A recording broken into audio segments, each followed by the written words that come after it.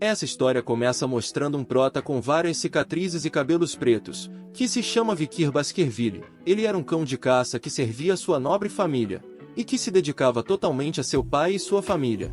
Mesmo assim, ele foi falsamente acusado de conspirar com demônios, o que o levou a ser sentenciado à morte. Enquanto aguardava por sua morte, ele jurou que, se pudesse viver de novo, ele jamais voltaria a ser um cão raivoso que caçava lebres. Então, após um tempo, nós somos levados a ver um berço infantil. Então é revelado que o prota aparentemente renasceu como um bebê novamente. Surpreso e confuso, ele se pergunta onde está. Ele sente muito barulho e ao mesmo tempo também sente seu corpo muito pesado. E muito confuso, ele se pergunta se foi parar no inferninho. Então nós é revelado que este lugar se trata na verdade da mansão Baskerville. Muitos berros e choros podem ser ouvidos vindo do que parece ser um berçário cheio de bebês. E então nós é mostrado o patriarca da família, Hugo Baskerville, que com uma expressão indiferente de desprezo, diz que todos os bebês ali não passam de vermes insignificantes. Ele cita que todos os bebês ali parecem não ser úteis, e que dessa vez ele apenas obteve nada mais do que lixo. Ao andar entre os berços, ele nota algo em um deles que o deixa surpreso e ao mesmo tempo pensativo.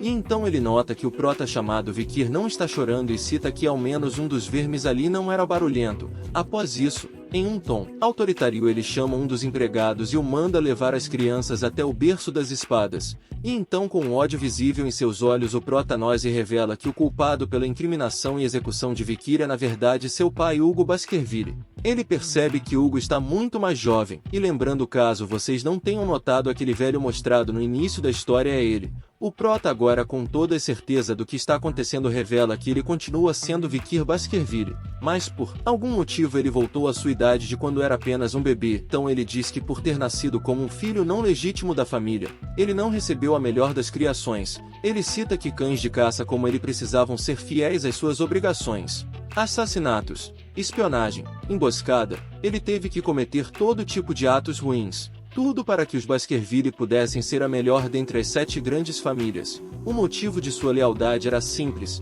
ele só queria receber o reconhecimento de Hugo e sua família. Ele conta que os portões demoníacos do mundo foram abertos há 10 anos, e que após uma grande luta, a humanidade acabou saindo como vitoriosa. E mesmo assim, tudo que o fiel cão de caça pode colher como recompensa foi apenas a própria morte. E que o motivo pelo qual foi executado foi porque ele sabia demais. Ele não quer mais viver uma vida como aquela. O que ele deseja agora é apenas vingança. E então, se remexendo no berço, ele diz que não tem nada que ele possa fazer por estar num corpo de um bebê, mas que ainda assim ser transferido para o berço das espadas será uma ótima oportunidade de ficar mais forte. E tudo que ele mais quer agora é ficar forte. E então nós é revelado o berço das espadas, uma provação na qual todos os filhos de Baskerville precisavam passar. Os bebês então são colocados neste local cheio de espadas, enquanto têm sua coragem testada para ver o quão longe conseguiriam ir em direção ao rio Estige. Nós é explicado que o rio Estige é um rio que deixa o corpo de uma criança tão resistente quanto o aço, mas que contudo o número de crianças que pode se beneficiar desse efeito é limitado. O prota explica que em sua vida anterior, para tentar chegar ao rio Estige, era preciso sair da barreira ao redor do berço das espadas, e que em sua vida anterior ele tinha sido ultrapassado por seus irmãos, mas que dessa vez seria diferente. Então todos ficam surpresos ao perceber que o prota conseguiu chegar primeiro antes de todos no rio Estige, e ao que parece dessa vez a bênção do rio Estige será só dele. Ele então mergulha no rio Estige enquanto afunda cada vez mais em direção ao fundo dele. Ele sente que o rio está mudando por completo e que dessa vez tem certeza que ter um início de vida diferente fará uma grande mudança em seu futuro. Ele tentou aguentar tanto quanto pode, por mais doloroso que fosse ficar no fundo do rio sem respirar. Os 2 caras que estavam com Hugo então citam que precisam tirá-lo de lá, pois, se ele passar mais tempo submerso no rio, vai acabar morrendo. Eles querem o retirar o quanto antes. Hugo então ri enquanto demonstra estar de certa forma feliz com a situação. Então ele pergunta a John, o mordomo da família, quanto faz que Vikir submergiu no rio. O mordomo então responde que aparentemente passaram-se 7 minutos. Hugo, com um sorriso no rosto, confirma que ele realmente pode morrer, o que deixa um dos caras que estava com ele ainda mais preocupado. Após isso, Hugo, em um tom autoritário, diz para a criança que sai imediatamente dali. Vikir, já sem forças, cita que não será tão simples assim voltar lá para cima.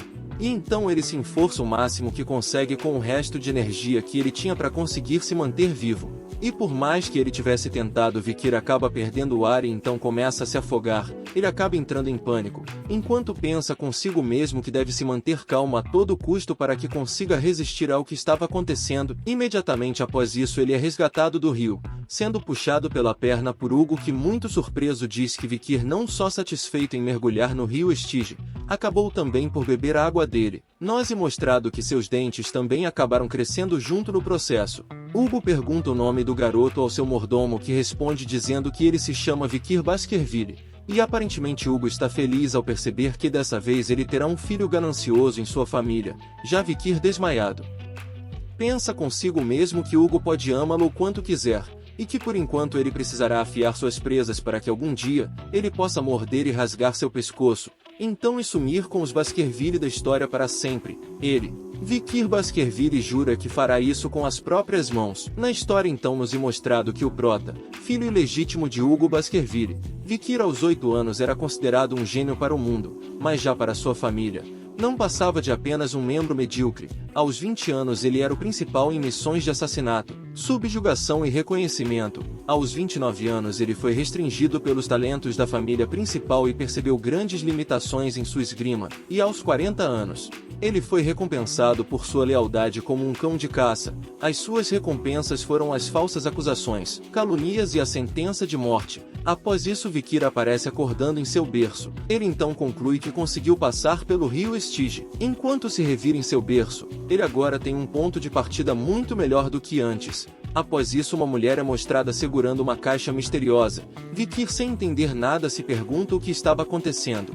Então a mulher então se vira e vai embora, deixando a caixa no berço de Vikir, que ao ser aberta, libera uma aura obscura, e que nós revelado ser tratar de uma serpente, mamba sangrenta. Elas imediatamente começam a rastejar em direção ao prota, que percebe se tratar de uma tentativa de assassinato. Ele cita que isso está sendo feito claramente para reduzir o número de competidores na linhagem dos Baskerville. As serpentes então avançam em direção ao prota, que com uma demonstração de força realmente impressionante, captura as duas serpentes com as mãos, e com um olhar de fúria o prota cita que não esperava nada menos dos Baskerville. Ele então decide destruir as cobras com as próprias mãos. No dia seguinte, as pessoas da casa Baskerville viram a cena aterrorizante de um bebê dormindo pacificamente encharcado do sangue das serpentes venenosas. E então todas as babás que trabalharam naquele dia foram executadas a mando de Hugo. E o motivo pelo qual as serpentes mortas estavam no berço não foi descoberto. Apenas uma única pessoa estava vendo tudo e sabia toda a verdade por trás. Assim, 8 anos se passaram. E agora a história mostra uma versão mais crescida do prota, e que neste momento estava assistindo uma aula. O professor da escola cita que hoje as crianças irão aprender a manusear espadas. Ele explica que aqueles que não conseguem imbuir mana na espada são chamados de iniciante da espada, e já aqueles que conseguem imbuir mana mesmo que pouca, são chamados de especialista da espada. E também tem aqueles que conseguem imbuir uma aura mais densa, esses são chamados de graduados da espada.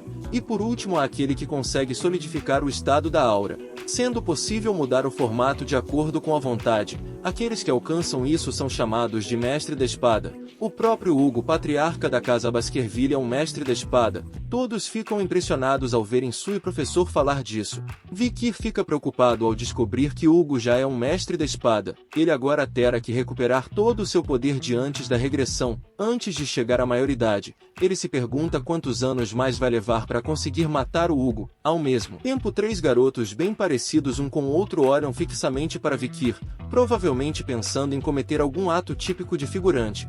E então um deles decide empurrar Vikir, o chamando de lixo. Os 3 falam sobre estar havendo muitos rumores estranhos sobre o filho ilegítimo recentemente. Eles citam o fato de Vikir ter mergulhado no rio Estige por 7 minutos e que ainda por cima matou 2 serpentes enquanto ainda era um bebê e estava no berço. Vikir reconhece esses 3, e cita que foram eles que o atacaram quando estava fugindo depois das falsas acusações. Eles eram conhecidos como o Tridente de Hugo Baskerville. Os 3 tinham 9 anos e se chamavam de irmão mais velho, irmão do meio e irmão mais novo. Eles diziam que o Prota estava apenas inventando histórias, citando também que não gostavam dele. Vikir sabe que eles se tornarão inimigos bem irritantes daqui a 10 anos, então ele sugere que talvez seja melhor ele já cuidar desses carinhas problemáticos com antecedência. Um deles aponta uma faca para Vikir, que não demonstra nenhuma reação. Um dos gêmeos cita que aqueles que mergulham por muito tempo no rio Estige ganham uma pele de aço e não se machucam com nada. Então ele sugere esfaquear o Prota alegando que ele não morrerá já que tem uma pele de aço. Um dos irmãos chama pelo outro que imediatamente cobre a boca do Prota com as mãos, citando o fato dele ter ficado 7 minutos no rio Estige e desta vez sugerindo que apenas 3 minutos tapando sua boca prendendo a respiração será o suficiente para provar que ele está mentindo. Dizem que quando crianças eles eram mais cruéis, cita o Prota enquanto concorda em continuar apenas seguindo o joguinho deles. Após se passar 1 minuto, os irmãos continuam acreditando que a história não passa apenas de uma mentira. 3 minutos depois eles começam a ficar preocupados dizendo que o Prota está aguentando bastante.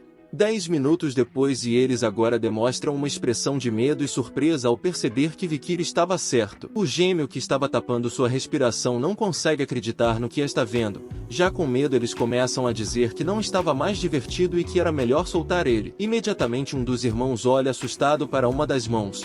E então após isso começa a gritar de dor, enquanto os outros irmãos se perguntam o que ele estava fazendo. E o Prota com um olhar assustador pergunta o porquê da surpresa enquanto os outros irmãos começam a alegar que não estão com medo, menos o que teve o dedo arrancado. Os dois então olham para ele pensativos. Enquanto o veem chorar pelo dedo, eles dizem para o irmão se acalmar já que depois eles iriam ao sacerdote para pedir a ele que recoloque seu dedo. Após isso o Prota calmamente pergunta: "E quem disse que vocês podem ir?" Então um dos irmãos avança em direção ao Prota com uma faca nas mãos. E então ele perfura Vikir com faca dizendo ser mais velho que ele. Mais surpreso ele percebe que o golpe que ele deu no Vikir não fez efeito. Então o Prota cita: "A idade não importa contanto que você tenha força e talento." Ele cita isso enquanto calmamente retirou a faca da mão do irmão, e depois com um golpe rápido a quebrou, e com um sorriso maligno no rosto, ele olha para seus irmãos pedindo para brincar só mais um pouquinho. Fim da parte 1. Se quiser ver a próxima parte, inscreva-se, deixe um like e comente o que você achou dessa obra para ajudar o canal a crescer. Até o próximo.